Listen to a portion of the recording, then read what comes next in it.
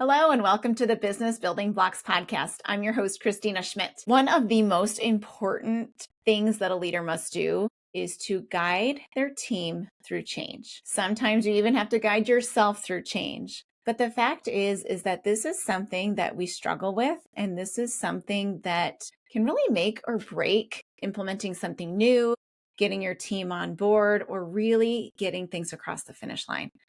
As part of our model series, today I'm going to be reviewing two leadership models today. So two change models, the Prochaska and DiClemente stages of change. And I'm going to couple that with the Kubler-Ross Change Curve to help give you practical, real insights for how you can best help yourself and your team through these stages of change. So let's get started. If you haven't listened to the first 3 episodes in this series, I highly recommend you to go back and listen to those, particularly episode 1, because in episode 1, we lay the groundwork for every single one of these changes. And we review what I call the only leadership model you ever need, even though I'm doing many episodes on some leadership models. But this one is the basis for everything. And all of these other ones deepen it, clarify it, and give it some nuance to better help you help your team. So in that first episode, we reviewed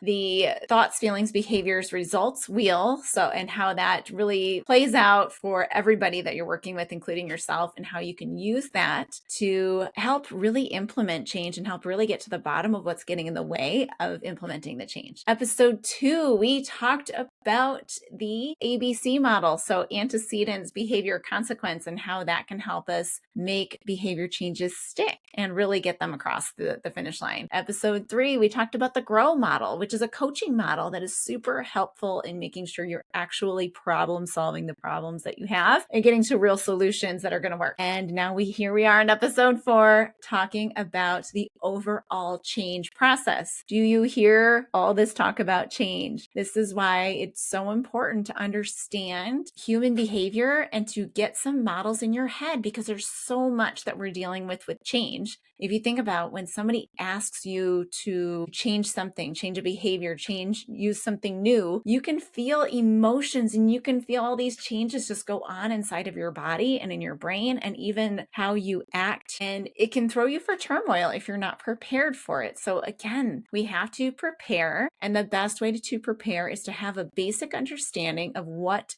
we're going to go through and what our team members are going to go through as well. So let's get down to it. I'm going to, if you're on YouTube, you're going to get to see the slides. So if you're driving or walking and you're not on YouTube, I'm going to do my best to describe it. Mostly the first one is a circle and the second one is going to be a curve. So you've probably seen some of these, particularly the change curve before, so you can hopefully just picture it. But if you have a chance, later on, go pop back onto YouTube after you listen to the episode and maybe have a peek of the models if you really need to, or you'll see the words written of which models to go Google and you can go find it. All right, so let's get started. I'm going to share my screen here so you can see it. All right, so model number 1, it's the Prochaska DiClemente stages of change. Now, when I talk about these stages, you're going to say, well, yeah, but when you think about how this looks in the workplace and how this looks when you're working with your team, you're going to start to see that, oh gosh, what I do when they're in all these different stages is absolutely key to getting them to move to the next stage in the process. So the very first step that almost feels like a pre-step to this whole thing is pre-contemplation. All right, what do you mean pre-contemplation? So literally it means the time before you even start thinking about the change. So typically, if you're thinking of a boss-employee sort of relationship or coach-coachee sort of relationship, typically there is either something that has been bothering the person who wants to change or who's going to do the change, or there's something that has been noticed by a mentor, coach, or leader about the person. So this is before they've even really thought that there could be a change or really have noticed it yet. So as a leader, your role in this area, if you see a change that is required, your role is to give feedback and say, okay, well, I'm observing this. What are your thoughts around it? So go back to the giving feedback episodes if you'd like a little more support on that end of it. But essentially what you're doing is you're making them aware that there's a need for change. Sometimes you may find that somebody's constantly complaining about something or some problem is continually coming up. It is also your job to say, okay, I've heard you mention this a few times. What do you think is something we can do about this? So maybe go back to the grow model and you can help guide them through this way with this pre-contemplation stage. But essentially what you're doing at this stage is you're getting them to see that there's a need for the change and helping them move toward actually thinking about putting the change in place, which then moves us to the second stage, contemplation. So now they know there's a problem. You've either given them feedback or encouraged them to think about doing something about the thing that they're having a hard time with. So they're contemplating it. What might go on there in your head? So obviously things are probably going on in their head. They're like, this could be something we could do. They may have some doubts. So this is a great time to lean on those thoughts and behaviors, that thoughts, behaviors, results curve, because now they're thinking through something and they're thinking about maybe making a change, which is going to bring emotions up for them. They're going to have thoughts around whether they're capable of changing. So this is a great opportunity to really start to help guide them through what might be getting in the way of you making the change. So a great, problem solving sort of technique that you can use that's very simple in this stage is, okay, well, what would happen if you did nothing? All right. And then they could talk through what that would happen. So if it's something they're not meeting an expectation, they could say, well, I continue to not meet the expectation and might get fired. True. Yes, that might be the case. Or if it's something that's just been bothering them. And it's like, well, it's going to continue to bother me. I'm going to start developing animosity towards this person, or really it's going to drag me down. It's going to give my case of the Mondays like on supercharge because I can't stand how this is when I come in every day, or whatever it may be. But you're starting to get them to realize what would happen if they did nothing. And then you can ask them, what would happen if you did do something? And you can start to see, okay, well, maybe there is something worth doing here. So now, once they've started to make a decision to change, now you're moving into the preparation phase. So this is setting the goal, making some plans around it, figuring out what the steps are, maybe learning something, gathering resources, whatever they may be. So this is all that preparation and planning phase. It can be super helpful to have something like a goal plan or something to go back to really like a planning document. That can be extremely helpful to utilize in this phase. But the clear thing is that you want to get out of this phase with the person is a very clear, smart goal, specific, measurable, agreed upon, realistic, and time bound. I had to picture the word in my brain. I can usually write it down. So maybe I have to touch on that in another model episode here. So you want to get them to create the SMART goal and to create an action plan around that. So what is going to look like? You're also going to want to start talking through what might get in your way, what other obstacles might you face, and making plans to overcome those or eliminate those. And also really tie in this phase and get locked into that motivation piece. So it might be something that triggered it at the beginning, or it might be something even deeper. What is really going to be better from doing this? Or what terrible thing are we going to avoid by doing this? So those are some really key motivational things that if you put those into that preparation phase is going to help through the action, maintenance, and hopefully prevent the relapse, or at least make a quicker turnaround when relapse may or may not happen. So I've given away the whole podcast here by that. So great preparation can make the rest easier is really what I'm trying to get at. So once they're prepared, now you can say, let's go. We're going to do this thing. Okay. So we're going to do the change. So it might be putting something into place.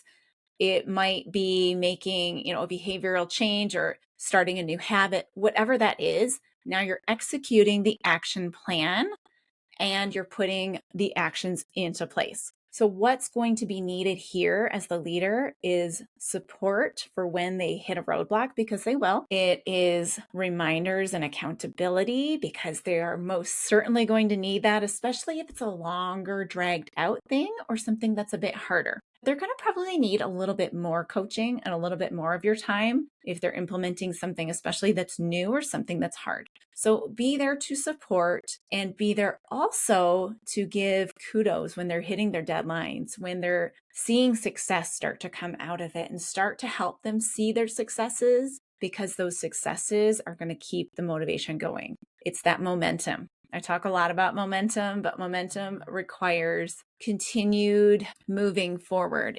Momentum gives you that forward motion, and it keeps you motivated. So it's so key as a leader to help your team members find the momentum, particularly through these action plan implementation things. So once you're through the action implementation, change of the behavior, implementation of the new habit, and you've kind of got it in place, now you move into that maintenance mode. So again, this takes support. This especially takes checking in. This takes, oh, hey, I observed you. This is still going well. Great job. You're really keeping it going.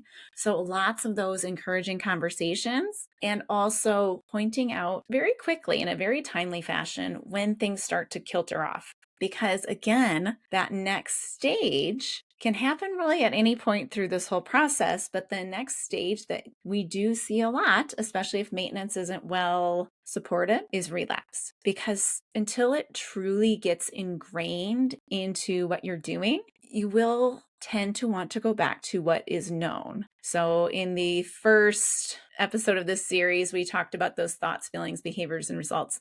But those thoughts, those are pre-programmed, very hardwired things that are in our brain. And what we're doing when we're changing is we are going back to those thoughts, and we are trying to rewire our brain to behave differently, to have a different automatic reaction when something happens. So until it's hardwired, it can be so easy to fall to relapse.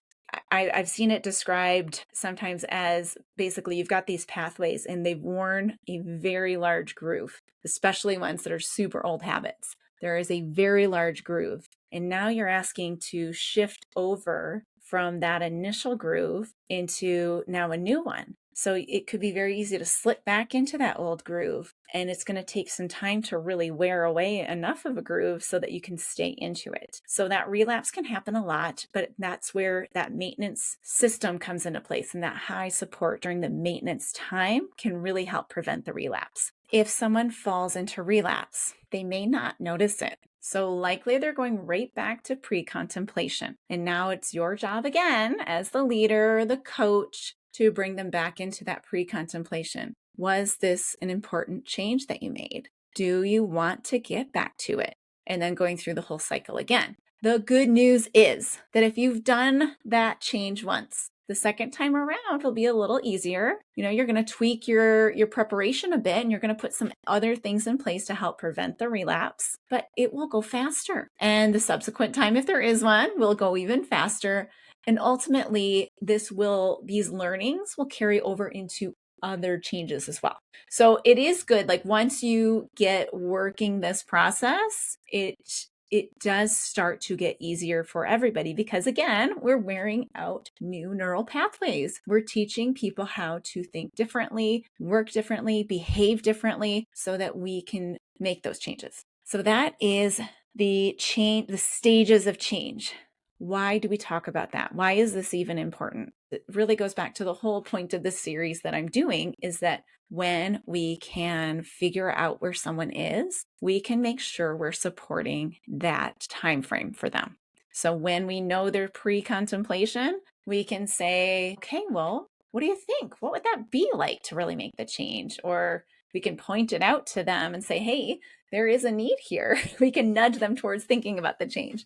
if they're in that action phase, we can be right there following up with them or giving them the support that they need when they need it. But understanding where they are along this curve or along this wheel can really just be a huge support and help get that change through faster. Now, I told you I'd give you two. So here's the second one. And you've probably seen this somewhere before because it does get brought up in grief a lot. But essentially, it is a change curve. And this is what's going on inside anytime someone makes the change. So what I want to do is overlay this a bit with the Prochaska and DiClemente model. Because essentially, if you're looking at YouTube now, I've got it up there, anything before the bottom of the curve, so to the left of the image you're seeing, is that pre-contemplation and contemplation phase. And then anything to the right is all the action stuff.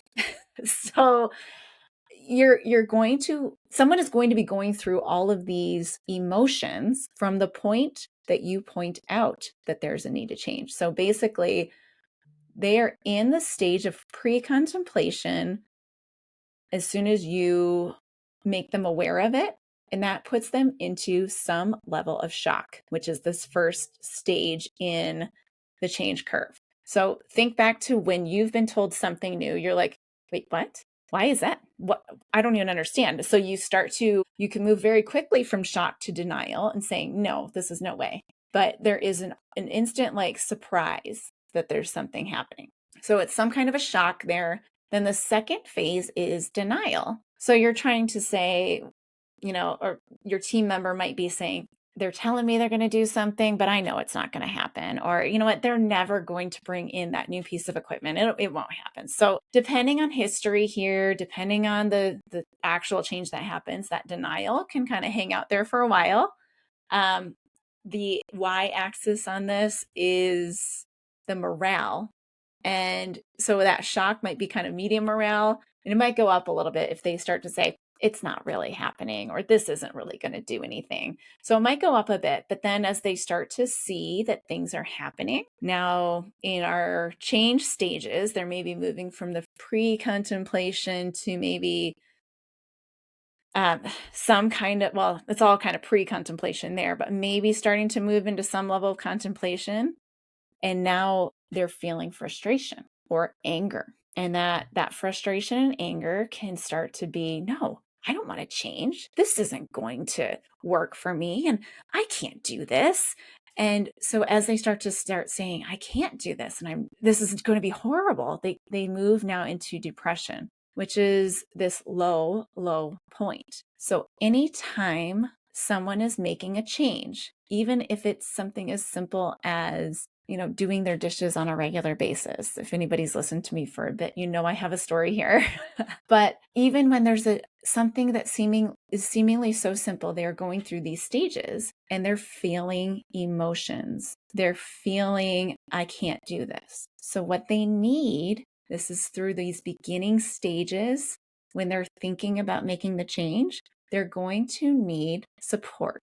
They're going to need an ear. They're going to need to voice some of those thoughts that are going on in their head that are telling them they can't do this change. And they're going to need to start to overcome that. So the best way to do that, once you can kind of see they're starting to feel down, the best way to do that is to get them into that contemplation phase very quickly and to start saying those questions that I was telling you before. What would it look like if you did make the change? What small tweak could you make? So you're trying to move them up this I can't remember these names ever, Kubler-Ross curve, sorry, up into the experimentation. So get them to experiment in their mind. Again, this is starting the momentum that I talked about. So you're starting to say, oh, what little tweak could you do to move towards this? Maybe you can't implement a whole thing, but what could you do? What small step could you take toward that right now? And start to get them to make these small changes and maybe see small successes, because that's going to start bringing them out of that low confidence and starting them to see that I can do something, and now I can do something bigger. And it will help them start to see that they can do it and they can move out of it, which then can get them into the I'm going to do it, and here's how stage of that action planning preparation stage, and then finally the actually doing it, which is that integration or acceptance. So these are hugely helpful and hugely beneficial models that really can help you as a leader guide your team through these changes and support them in a way that they need physically to do the changes and also emotionally to also be able to do the changes. Because as we've learned through this series, our thoughts can get in the way so much when we're trying to make changes. If you found this helpful today, send this to a leader who is going through change, who might need a little bit of regroup because they're trying to do a lot of changes all at the same time. So send it off to them. Say, hey, here's a free 20-some minute episode that, is going to just help you clarify some thoughts. They will thank you for it. And I would love to know that I helped somebody. So send it off to a friend. If you would like a little more help on getting yourself down the change curve, pop on over to my website and book a free chat with me and just, let's talk. Let's talk about what changes are going on. Let's talk about what's getting in your way, and let's see what we can do to get you moving along the change curve as well. If you enjoyed today's episode, please like it, share it with a friend, and leave a review. And send me a comment or a DM about a change that you're going through and what helped you get through the change. I love to hear great stories of how you've been able to work through change, how you've had successes in your leadership and with your teams. I will see you on the next episode of the Business Building Blocks podcast. Thanks for tuning in to the Business Building Blocks podcast. If you enjoyed this episode, make sure to subscribe so you don't miss what's next. If you found value in our conversation, please leave a quick review, like, or share. It helps us reach more amazing listeners like you. For more resources and insights, visit KristinaSchmitt.ca, where you can find tools and support to empower your leadership journey. Thanks again for listening, and we'll see you in the next episode.